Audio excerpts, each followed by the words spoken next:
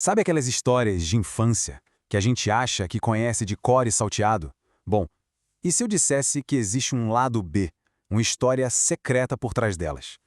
Hoje a gente vai justamente abrir esse livro e ler as entrelinhas. E olha, se preparem, porque a realidade por trás dos contos que a gente ama é muitas vezes bem mais sombria e até mais fascinante que a própria ficção.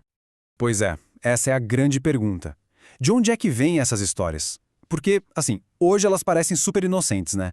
Mas a verdade é que elas têm um passado, digamos, secreto, cheio de umas reviravoltas bem inesperadas.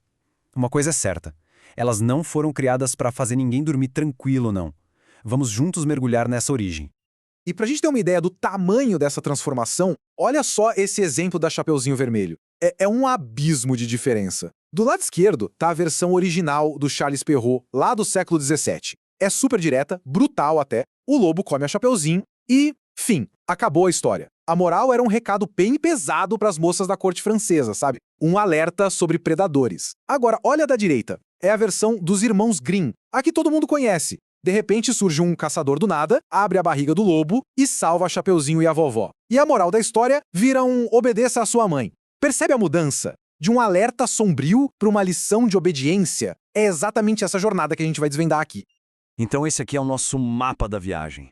A gente vai começar com uma ideia que, sério, mudou tudo, a própria invenção da infância. Depois, vamos ver como os contos selvagens foram domados, como a imaginação tomou o poder, e aí a gente aterriza aqui no Brasil para falar da Revolução de Monteiro Lobato. E para fechar, vamos dar uma olhada no que está rolando nas estantes hoje em dia. E aqui está o pulo do gato, a chave de tudo.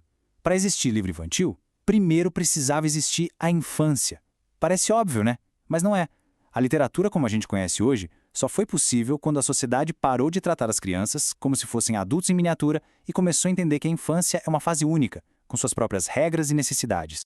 Essa linha do tempo aqui mostra bem essa virada. Pensa só, até ali pelo século XVII não tinha filtro. Criança ouvia as mesmas histórias que os adultos e muitas eram bem pesadas.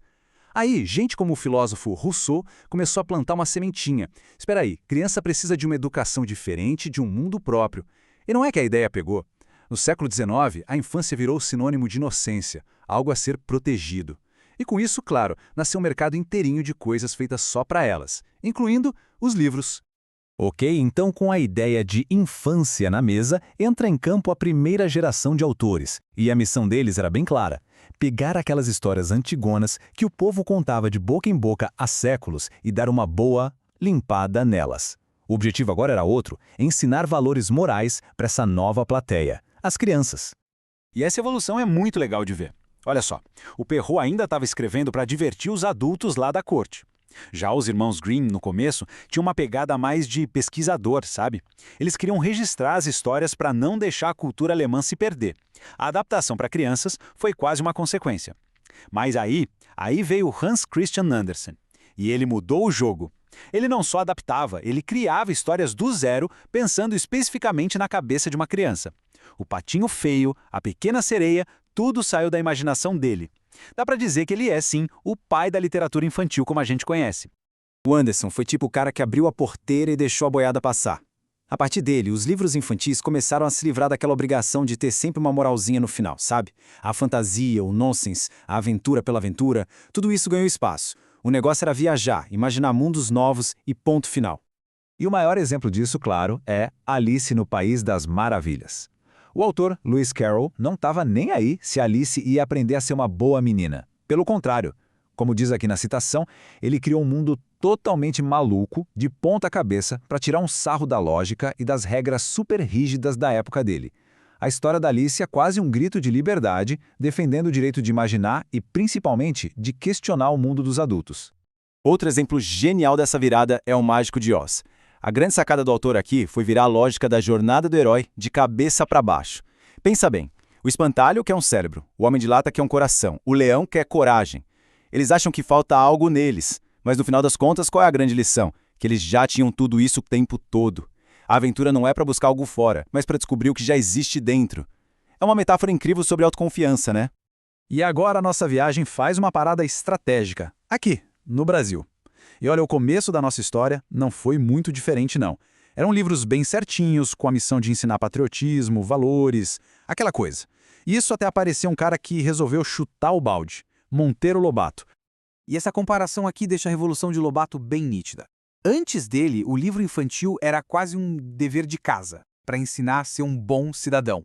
Como ele, nossa, a coisa muda de figura.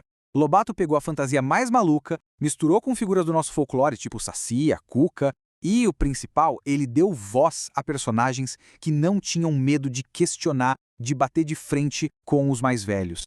E a maior prova disso tem nome: Emília. Fala sério, essa frase dela é simplesmente genial. A boneca de pano, a personagem mais anarquista que existe, descobre que a maior parte das palavras termina no masculino, acha aquilo uma baita injustiça e já começa a planejar uma revolução gramatical. Com a Emília, Lobato conseguiu capturar aquela irreverência, aquela teimosia inteligente da criança de um jeito que ninguém nunca tinha feito no Brasil.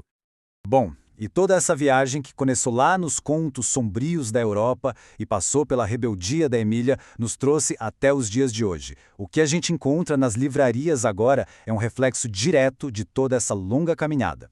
E o cenário hoje é de uma riqueza impressionante. Os contos de fadas clássicos, agora, eles são virados do avesso, contados pelo ponto de vista do vilão, como em Malévola. As histórias saíram da floresta e foram parar no meio da cidade.